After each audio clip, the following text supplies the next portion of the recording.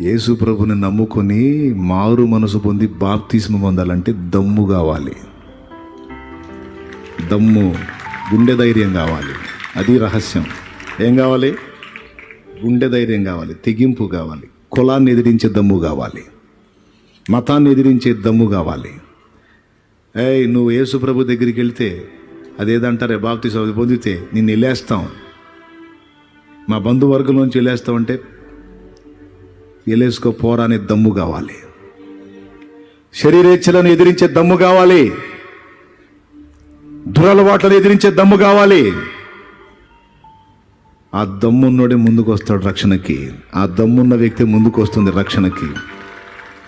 దేన్నైనా వదిలేస్తా నాకు యేసు కావాలి అని. బలాత్కారులే పరలోకమును ఆక్రమించుకొనుచున్నారన్నాడు దేవుడు వాక్యంలో.